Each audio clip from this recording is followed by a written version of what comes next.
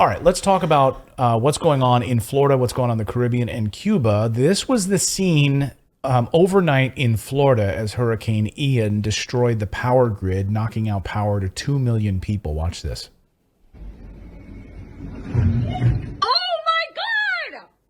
Yeah.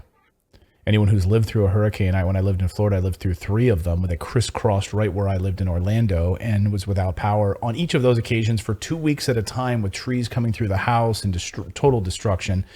This was awful. This was absolutely awful. So 2 million people without power, people fleeing the state. Cuba at this hour still has no power in large parts of the country. We have, obviously, the Caribbean was ravaged as a result of it. There's still going to be rainfall. Again, the problem is in Florida is that the saturation, right? So there's nowhere for the water to go. It just sits because the sand doesn't absorb it. You don't have places for it to go. You have a lot of standing water. And so when people try to drive through this stuff, that's when people get killed. They drive through electric lines that are in the ground. Police usually keep the areas marked off and cordoned off so you can't drive through it. But again, most people die not during the hurricane, but after. When they go out and try to get water, they try to get food, they try to drive somewhere, and they end up driving through electrical lines on the streets and driving through sinkholes that they didn't see because it was underneath water. Really, really awful. People drowning in their homes. Whenever you have a massive hurricane like this, you get a whole lot of fake news surrounding climate change. And liberal media, I swear to God, did not disappoint yesterday. Don Lemon, just one example, who has no ratings on CNN. More people watched our show last night than his show. He was trying to make the head scientist at NOAA, which is the National Oceanic Atmospheric Administration. My brother-in-law works for NOAA, and I should know it. I should know it. And he's a captain of a ship, actually. So anyway, the National Oceanic Atmospheric Administration, the head scientist who knows all about this. Don Lemon kept trying to push him to talk about climate change, and he's there to talk about this event. And he keeps pushing him on this, and he keeps saying, like, these hurricanes are intensifying, and this is not normal. This is not normal. Watch. Can you tell us what this is and what effect the climate change has on this phenomenon? Well, we could come back and talk about climate change at a later time. I want to focus on the here and now. Listen, I'm just trying to get that. You said you want to talk about climate change, but what effect does climate change have on this phenomenon that is happening now? Because it seems these storms are intensifying. That's the question here. I don't think you can link climate change to any one event. Okay. Well, listen, I grew up there, and these storms are intensifying. Something is causing them to intensify. I grew up there, and these hurricanes are intensifying. Well, actually, no, that's not true. In fact, since the 1960s, we've had half of the number of hurricanes. The data doesn't lie. Hurricanes are actually becoming less frequent and less intense, according to the research. Right. So, okay, I'm not going to continue to read out the initialism of NOAA. I'm just going to say, no, actually, it's an acronym. I'm going to just call it NOAA from here on out. Okay, good. Okay. So NOAA, in fact, has said that they cannot conclude that greenhouse gas warming has caused more tropical storms. Here is just a snippet from a recent research. Clayton is going to hate this screen, but he says historical tropical storm count does not prove compelling evidence for greenhouse warming induced long-term increase. So the data doesn't show that. Another peer-reviewed study in a journal called Nature Climate Change shows that there are actually declining trends in tropical cyclone frequency. Take a look at this. Now, further, the number of climate-related deaths has gone down. This is according to Belgian researchers who track deaths for global catastrophe. And if you look early in the 1900s, people died with a lot more frequency because they didn't have the infrastructure to protect themselves the way we do now, right? But that is not what the media tells you. Now, we do not want to pretend that people are not suffering. Absolutely, they are. But it has nothing to do with climate change. It was a hurricane and they're suffering. We're talking about whether or not we should politicize this and accept culpability for being parasitic on the earth, right? This is happening because we all buy things that are made of plastic and drive cars, and really it's our own fault and we're suffering for it. It's very, I don't know, that's almost like church speak, like you must repent type thing, right? Yes. Yeah. I mean, and as Alex Epstein writes about in Fossil Future, which is an amazing book, I encourage you all to read it. And he talks about fossil fuels are the future. He says that the deaths have declined dramatically. I mean, overwhelmingly, and climate related problems have dramatically dropped since the 1900s because of our adaptability.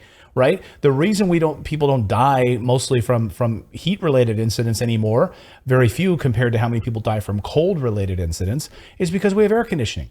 We have fossil fuels that have managed to create buildings and protect us from hurricanes and natural disasters and other things. So this idea that they're intensifying and getting worse and more people are dying is just not true.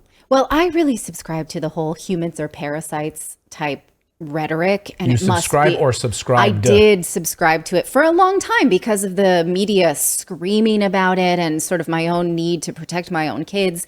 And I remember I had this sort of I had this idea that all plastics were bad and that we were just sort of powerless to resist the urge to use plastics. And then our daughter was hospitalized for 4 days, and almost everything they used to save her life was made of plastic. And I was like, where do I get off feeling like this when actually there is a need to manufacture things that help save lives? Right. And so as Alex Epstein points out in his book, yes, everything that we do has an impact. Right. So when you want to talk about, you want to talk about building an apartment complex, or you want to talk about building a new Target, or all of those things have an effect. What can we do to learn about our effects? How can we maybe mitigate some of that? If you're going to build a dam, there's huge benefits to it, but yes, there are going to be side effects. In the same way that when you then suddenly eliminate fossil fuels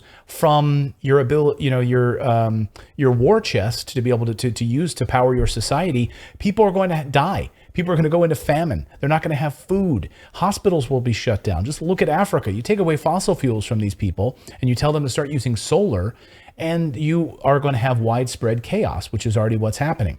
You want to push people towards solar? Great. Think about all the mining problems with solar and getting all of the rare earth minerals from solar and wind turbines. So everything has a cause and effect. Right? Even nuclear, which is the cleanest, and no one has ever died. Look at the data. No one has ever died as a result of an accident because of a nuclear reactor death. It's never happened. It's the cleanest. The byproducts are the cleanest. So then you have the radiation output. Well, how do you mitigate that? What do you do with that? Right. So there are real solutions. We don't discuss it because we let the media scare us and scream at us about how it's really all our fault. And we need to live with less, which is such a crazy thing to tell people. Live with less, consume less. It's all there. It's in Target. Just don't buy it, right?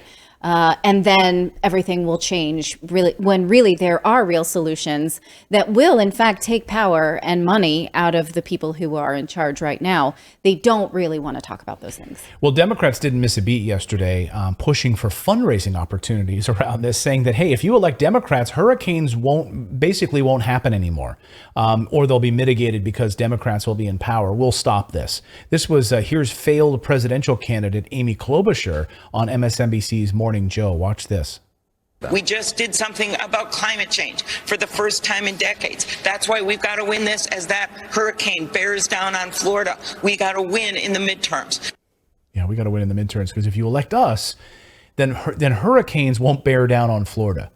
That's the conclusion you draw from that. Cool. But it's bigger than all of this. Wow, I mean, that's very powerful. Sorry, but if you can like through the power of the vote out hurricanes, I mean, who's going to be on the side of hurricanes, honestly? Right. Vote for Amy Klobuchar and Democrats in the midterm elections. They will end hurricanes. They will end whatever this, false narrative around climate change. But it's bigger than all of that. Justin Trudeau in Canada, of course, they're moving towards censorship of speech around climate. Prime Minister of New Zealand, all going to great lengths to change government policies to keep you from questioning these draconian climate laws. Like if you speak out against them, you'll be kicked off social media. You will be in trouble. That's the thing. New Zealand Prime Minister called for censorship so people can't freely discuss issues surrounding climate change. Watch her at the United Nations. This week, we launched an initiative alongside companies and nonprofits to help improve research and understanding of how a person's online experiences are curated by automated processes. This will also be important in understanding more about mis and disinformation online, a challenge that we must, as leaders, address. I can say with complete certainty that we cannot ignore it. To do so poses an equal threat to the norms we all value. After all, how do you successfully end a war if people are led to believe the reason for its existence is not only legal but noble? How do you tackle climate change if people do not believe it exists? How do you ensure the human rights of others are upheld when they are subjected to hateful and dangerous rhetoric and ideology? Yeah, how do you do that? She's basically saying, how should we manipulate people if we can't make them agree on what we want, right? Like, here's what we want, but you've got to understand, and you can't talk about it. We got to make you understand, and we have to manipulate you into understanding what we want. That's basically what she's calling for. This is what Glenn Greenwald said in response to this speech. This is the face of authoritarianism. Even though it looks different than you were taught to expect, and it's the mindset of tyrants everywhere, this is someone so inebriated by her sense of righteousness and superiority that she views dissent as an evil too dangerous to allow. Okay. But the media is using data to show you that weather-related disasters are worse than ever. Right. And so how do they do that? By two metrics. One, the number of people affected, and two, the number of dollar amount of damage. Right. Billions of dollars in damage in Florida. And it is true that hurricanes will cost more lives and damage than ever before, but they ignore a phenomenon called expanding the bullseye effect. Now, this is from researcher Bjorn Lomborg, who studies what the media tells us versus what the data tells us. So he's making this case that the bullseye is expanding. So whereas people would have been in a small region in 1950, and so therefore the hurricane that blew through most of that image on the left, that's natural land, wouldn't have harmed people or buildings because they simply weren't there. And then you expand it 2080, 2010, what's projected through 2040.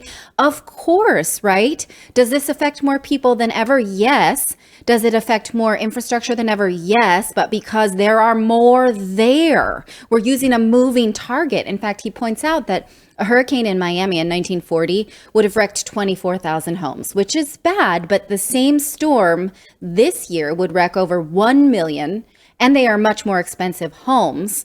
So he says there are just more people with more stuff in harm's way. Right. Yeah, we continue to build, and of course, they don't want to stop building. Right. This is the thing, right? Of course, the politicians and billionaires and big business don't want to stop building. They don't want to continue to stop building their Best Buys and their Targets and all of that. So that's never part of the conversation. Right. Ever. It's just that we are there, right? So a storm in the 1800s, when this was Everglades and natural resources, wouldn't have caused harm to things that we needed to fix. The things that were damaged would have composted and become new forest, right?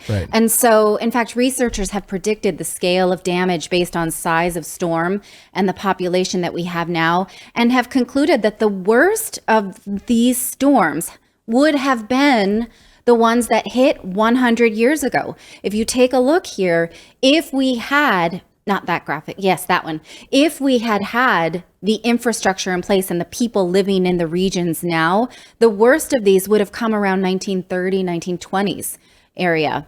So why are politicians trying to make us think that it's so bad now it's worse than ever? Like Don Lemon says, just because he grew up there, he knows. Because they want us to give up our comforts, give up our homes, right? Yeah. So either, I don't know, we kill off more people. Well, that's part of the plan. Right? And infrastructure, or we figure ourselves a way to make all the people that we have gone ahead and birthed, make them safer. No, the World Economic Forum wants fewer people. They want reduction of farms and your ownership of land. We've already seen that in action. And they want mega cities. That's what they want. And they want to continue buying up coastal cities and areas. I mean, that's and exactly you will happily move there if you believe this narrative. Again, a lot of this research comes from the great book, False Alarm by researcher Bjorn Lomborg, who has been on this show. And we encourage you to. Now, we are not climate change deniers, neither is he. He believes that the net effect of global warming will be negative overall, but it is not at all what the media tells you. And as Alex Epstein talks about, manageable. Like the history of it is manageable. Like if we have a 1 degree increase, okay, well then humans are dynamic and the ability to adapt. And so again, this is part of the problem, is that we are told that with these changes that it's total destruction. And if we don't, and certainly if we cut off fossil fuels and all of those other abilities to combat it, then it would be destructive. So when you take away our ability to fight it with machinery and other things that are going to use fossil fuels, that's a destruction waiting to happen. Let us know what you think about this in the comments below. Again, I mean, look, the world will shift. Certain places will get hotter and we will have to grow our food a little bit higher, right? These things are going to happen as the planet continues to. We are saying this will be hard on us, but we do not just blindly accept because Don Lemon says, I grew up there, so I know. Yeah. And also that more people die because of cold than heat. So overwhelmingly. Which is going to bring about a bigger global catastrophe this winter, which we've continued to talk about. Yes, a man-made catastrophe cutting off fossil fuels. Exactly.